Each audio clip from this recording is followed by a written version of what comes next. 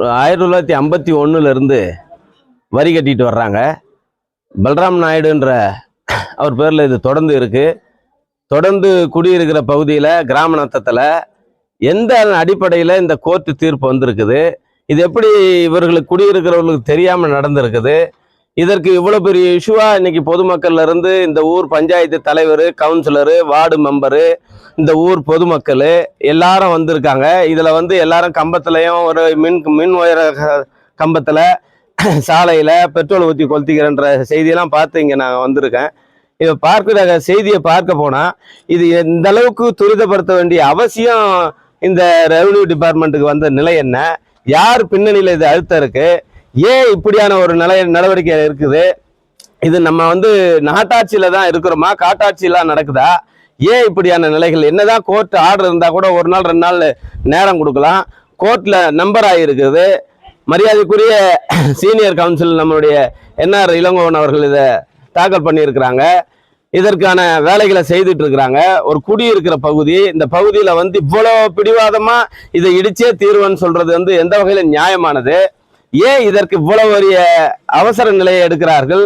காவல்துறையும் இந்த மாதிரியான பார்த்தீங்கன்னா கொடூரமா உயர்மின் கம்பத்துல 3 இளைஞர்கள் அவருடைய வாழ்வாதாரம் என்ன, அவர்கள் போய் தற்கொலைக்கு கிளம்புறாங்க. இதையெல்லாம் தடுத்து நிறுத்த வேண்டிய நம்முடைய ஆட்சியாளர்கள், காவல்துறை, இவர்கள் இதை பாதுகாப்பு கொடுக்காம நான் இடித்தே தீர்வன் என்று இது போன்ற நிலைக்கு வருவது, இது இந்த கோர்ட்டு தீர்ப்பு கூட சட்டப்பிரகாரம் என்ன செய்யணுமோ அதற்கான பணிகளை முறையா செய்துட்டு இருக்கிறாங்க. அதுக்கான கால நேரம் 1 நாள் 2 நாள் டைம் கேட்கறத கூட கொடுக்க மாட்டேன், என் வேலையை செய்வேன்னா, அப்ப இந்த மாவட்டத்துல கண்டெம்ட் ஆஃப் த கோர்ட் இருக்கிற அனைத்து காரியங்களும் இது மாதிரி செய்துட்டாங்களா? இவ்வளவு மக்களுடைய பிரச்சனை எதிர்ப்பு தெரிவிச்சு கூட இவர்கள் இதை கேட்கலன்னா இவர்களுக்கு இதில் என்ன தனி இன்ட்ரெஸ்ட் என்று ஒன்றும் புரியல.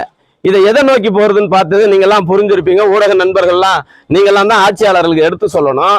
இந்த மாவட்ட மந்திரியுடைய காதுக்கு இந்த செய்தி போகணும், இந்த மக்களுடைய அவஸ்தை புரியணும். இதுல எவ்வளவு பேர் இப்ப நான் வந்த பிற்பாடு தான் இதெல்லாம் ஒரு அளவுக்கு தனிச்சு தனிமைப்படுத்தி எல்லாம் அமைதி காத்து நம்முடைய ஆர்டிஓ கிட்ட இருந்து தாசில்தார் கிட்ட எல்லாம் கேட்டு நேரம் வாங்கி இதை கொடுத்துருக்கிறோம். இது அவங்க மனிதாபிமானத்துல இடம் கொடுங்க, கொஞ்சம் தயவு கூர்ந்து மனித நேயத்தை கடைபிடிங்க. தீர்ப்பு நம்ம நாட்டுல ஜனாதிபதி கூட அரசு வாரண்ட் கொடுக்குற தீர்ப்புலாம் உண்டு, நீங்க எல்லாம் பார்த்துருப்பீங்க.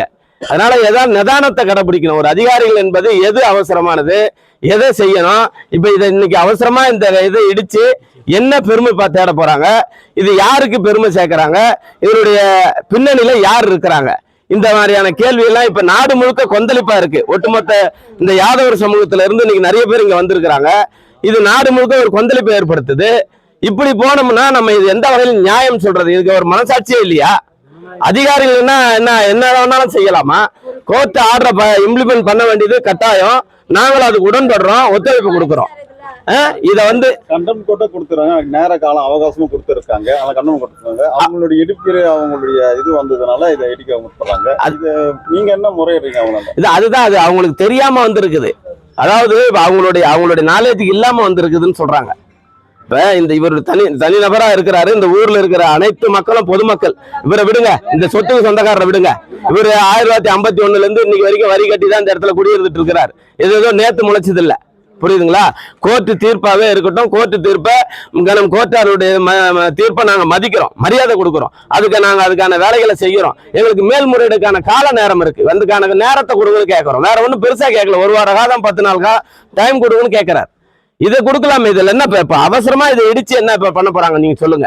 இது மக்களுடைய கேள்வியா இருக்குது. இந்த மக்களுக்கான செவிசாய்க்க வேண்டிய, செயல்பட வேண்டிய அரசு நிர்வாகம் இது போன்ற ஒரு வேகத்தை காட்டுறது எல்லா துறையிலும் காட்டுறாங்களா? இப்ப கண்டெம்ட் ஆஃப் தி கோர்ட் வேற எதுலயும் இல்லையா? இந்த மாவட்டத்துல இன்னைக்கு ராத்திரிக்குள்ள நான் எல்லாத்தையும் புள்ளிவிவரமா எடுத்து கொடுக்குறேன். அந்த நிலையெல்லாம் இந்த மாதிரிதான் செயல்படுத்தி இருக்காங்களா? இப்படி ஒரு குழுமம் இருக்கிறத அடிச்சு உடைச்சு எடுத்து நடுரோட்ல போட்டுறதுல என்ன அவங்க ஒரு பெரிய தனி இன்ட்ரெஸ்ட் இருக்க வேண்டிய காரணம் என்ன? இவங்களுக்கு எந்த தகவலும் தெரியலன்னு சொல்றாங்க. அதனாலதான் ஒருதலை பட்சமா இது எக்ஸ்பர்ட் டிகிரி கூட ஆயிருக்குதுன்னு சொல்றாங்க. புரியுதுங்களா? இதை முறைப்படுத்தி அவங்க இப்ப இன்னைக்கு கோர்ட்ல இப்ப மெம்பர் ஆயிருக்கு. இன்னும் கொஞ்ச நேரத்துல முறையான இன்ஜெக்ஷன் கிடைக்கிறதுக்கான வாய்ப்புகள் இருக்குது. அடுத்து பொறுமையா செய்ய வேண்டிய வேலைகள் இருக்குது. ஏற்கனவே வந்து சொல்லி அதிகாரிகளாம் சொல்லி அங்க இருக்க வேண்டிய இடத்தெல்லாம் இடிச்சு வச்சிருக்கு, நீங்களே பார்த்திருப்பீங்க. எல்லாத்தையும் முறைப்படுத்தி கொடுத்துருக்காங்க, முழு ஒத்துழைப்பு கொடுத்துருக்காங்க. இப்படி வந்து ஒரு எப்படி சொல்றதுன்னு தெரியல.